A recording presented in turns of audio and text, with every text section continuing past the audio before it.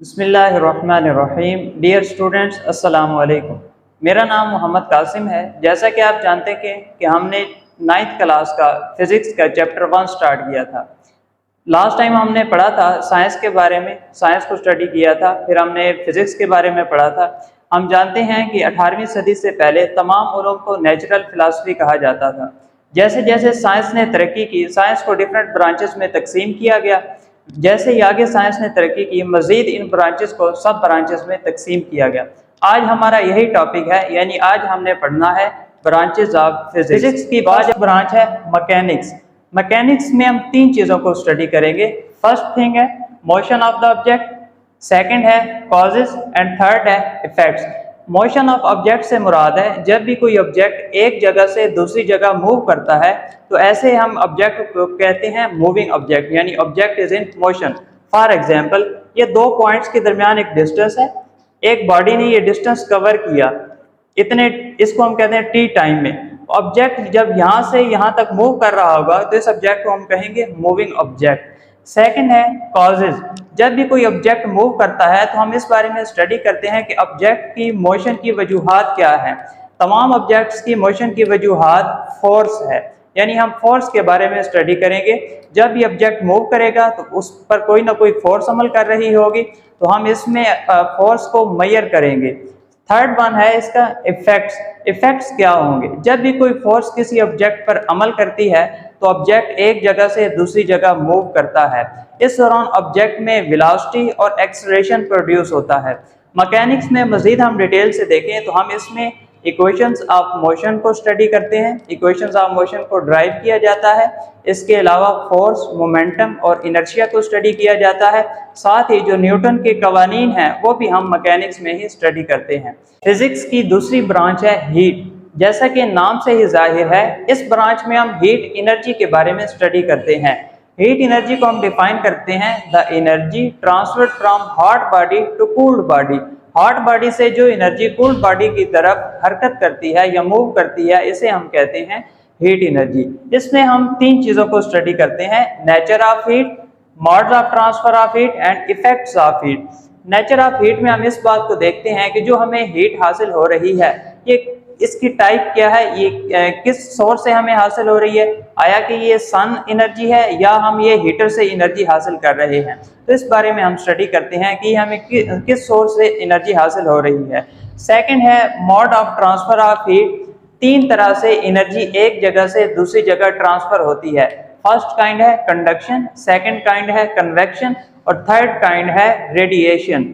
Conduction, convection और radiation की अगर मैं एग्जांपल देता हूँ तो ज़्यादा बेहतर है। फॉर एग्जांपल, अगर आप लोहे का एक रॉड आग में रखें और उसका दूसरा सिरा अपने हाथ में रखें तो आप महसूस करेंगे कि कुछ देर बाद जो सिरा आपके हाथ में है वो भी गर्म होना शुरू हो गया है। दरअसल ये ज़्यादा एनर्जी वाले इलेक्ट्रॉन की मूवमेंट की वजह से ट्रांसफर ऑफ एनर्जी है। इस ट्रांसफर ऑफ एनर्जी को हम कहते हैं कंडक्शन। दूसरी टाइप ऑफ एनर्जी है कि अगर आपने एक बाउल में पानी रखा है और उसके नीचे आग जलाई है तो जो पानी उस बाउल के सिरे तक है वो भी गर्म हो जाएगा।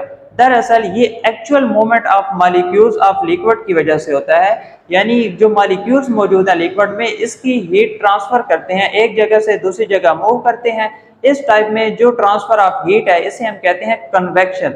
जब भी बॉडीज को हीट अप किया जाता है तो बॉडीज एनर्जी अब्जॉर्व करते हैं। जब हम एनर्जी हटा देते हैं, यानी बॉडीज को गर्म करना छोड़ देते हैं, तो जो बॉडी ने अपनी हीट अब्जॉर्व की होती है वो रेडिएशन की फॉर्म में दोबारा इमिट कर देते हैं। ये तीनों चीजें हम पढ़ेंगे इसके मोड्स ऑफ ट्रांसफर में।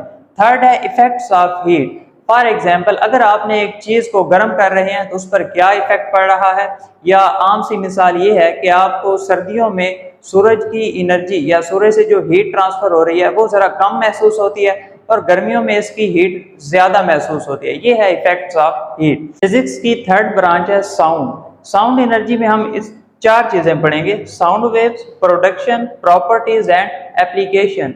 साउंड वेव्स दरअसल पार्टिकल्स की वाइब्रेशन की वजह से पैदा होती है। इसमें हम, अगर मैं इसको ग्राफिकली डिजाइन करूं, यानी पहली साउंड वेव्स है तो इस वेव को अगर मैं ड्रा करूं तो कुछ इस तरह से ग्राफिकली इसको रिप्रेजेंट करते हैं। इसमें जो अपर पोर्शन है इसको हम कहते हैं क्रस्ट और जो लोअर पोर्शन है इसको हम कहेंगे ट्रफ। ये हम इस बात में स्टडी करते हैं। सेकंड पॉइंट मैंने आपको बता दिया है कि पार्टिकल की वाइब्रेशन की वजह से साउंड एनर्जी प्रोड्यूस होती है। थर्ड पॉइंट है इसका प्रॉपर्टीज। प्रॉपर्टीज में हम इसको देखते हैं कि साउंड की फ्रीक्वेंसी कितनी है, इसकी वेवलेंथ कितनी है, इसकी पिच कितनी है। तो ये चीजें हम इसमें स्टडी करते हैं। एप्लीकेशन में हम इंस्ट्रूमेंट्स की इजाद के बारे में पढ़ते हैं, यानी हमने ऐसे इंस्ट्रूमेंट बनाने हैं जो कि एम्पलीफायर के तौर पर काम करें। जैसे कि मस्जिदों पर स्पीकर लगाए जाते हैं तो ये साउंड वेव्स को ज्यादा एम्पलीफाई करने के लिए इस्तेमाल होते हैं, या जैसे गाड़ियों में हॉर्न है तो ये साउंड एनर्जी की एप्लीकेशंस हैं। नेक्स्ट ब्रांच है लाइट। इस ब्रांच में हम पढ़ेंगे लाइट एनर्जी के बारे में। दरअसल लाइट एनर्जी एक खास तरह की रेडिएशंस हैं जो कि ह्यूमन आई के लिए विजिबल है। इसमें हम 4 पॉइंट्स को स्टडी करेंगे। पहला पॉइंट है physical aspects of light. Physical aspects में हम देखेंगे कि लाइट के जो पार्टिकल हैं क्या इनकी नेचर वेव टाइप है या ये मैटर टाइप है, बल्कि हम इसको कहते हैं कि ये डुअल नेचर है, इसमें वेव वाली प्रॉपर्टीज भी हैं और मैटर वाली प्रॉपर्टीज भी हैं। नेक्स्ट इसकी प्रॉपर्टीज के बारे में हम पढ़ेंगे। इसमें इसकी प्रॉपर्टीज हैं रिफ्लेक्शन, रिफ्रैक्शन, इस तरह की जो प्रॉपर्टीज हैं ये हम इसमें स्टडी करेंगे। नेक्स्ट इसके वर्किंग और यूज ऑफ ऑप्टिकल इंस्ट्रूमेंट, ये दोनों मिलते जुलते हैं। ऑप्टिकल इंस्ट्रूमेंट में हम इजादात करते हैं ऐसे लेंस की जो कि ह्यूमन के लिए इस्तेमाल करने हो, जैसे हम ऐनक इस्तेमाल करते हैं, कनकेव लेंस या कन्वेक्स लेंस, तो ऐसे इंस्ट्रूमेंट की इजाद इसी ब्रांच के मरहून मिन्नत है। नेक्स्ट ब्रांच है हमारे पास इलेक्ट्रिसिटी एंड मैग्नेटिज्म। इलेक्ट्रिसिटी में हम चार्जेस के बारे में पढ़ते हैं। जैसा आप जानते हैं कि जो भी दुनिया में मेटल्स हैं इनमें हम फ्री इलेक्ट्रॉन्स मौजूद होते हैं। तो ये फ्री इलेक्ट्रॉन जब मूव करते हैं, यानी moving of electron is called current, तो उससे करंट जनरेट होता है। अब जब करंट जनरेट होगा उसी को हम कहते हैं इलेक्ट्रिसिटी। अब एक बड़ी मजे की बात यह है कि जब इलेक्ट्रिसिटी किसी वायर से गुजरती है तो उसके आसपास एक मैग्नेटिक चार्ज पैदा हो जाता है, मैग्नेटिक फील्ड पैदा हो जाती है, इसे हम कहते हैं मैग्नेटिज्म। अब यहाँ पे हमने चार्जेस को पढ़ना है, अगर वो रेस्ट पे हैं, मोशन में हैं, या relation between electricity and magnetism. Rest पर होने से मुराद है कि फॉर एग्जांपल ये एक एटम है, इसके अंदर ये चार्ज इलेक्ट्रॉन ये फिक्स है, ये इसके इर्द गिर्द रिवॉल्व करेगा। बाज़ औक़ात जो मेटल्स हैं उनमें ये इलेक्ट्रॉन चार्ज जो है फ्री होकर एटम न्यूक्लियस की फोर्स से निकल जाते हैं, इनको हम कहते हैं free electronic charge, free charge. Next है या मूविंग चार्ज। जब चार्जेस मूव करते हैं तो उससे करंट पैदा होता है, इसे हम कहते हैं इलेक्ट्रिसिटी। नेक्स्ट मैंने आपको बताया है कि जब इलेक्ट्रिसिटी किसी वायर से या किसी रॉड से पास करती है तो उसके इर्द गिर्द एक मैग्नेटिक फील्ड पैदा हो जाती है, इसे हम कहते हैं मैग्नेटिज्म। नेक्स्ट हमारे पास ब्रांच है एटॉमिक फिजिक्स। अब एटॉमिक फिजिक्स में हम ये पढ़ेंगे कि एटम का स्ट्रक्चर किस टाइप का है, उसमें कौन कौन से पार्टिकल पाए जाते हैं और एक एटम दूसरे एटम से किस तरह बिहेव करता है। इसका स्ट्रक्चर मैं यहाँ पे बनाने की कोशिश करता हूँ। फॉर एग्जाम्पल ये हमारे पास एक एटम है, एटम के दरमियान में एक पॉजिटिव चार्ज मौजूद होता है, इसे हम कहते हैं न्यूक्लियस।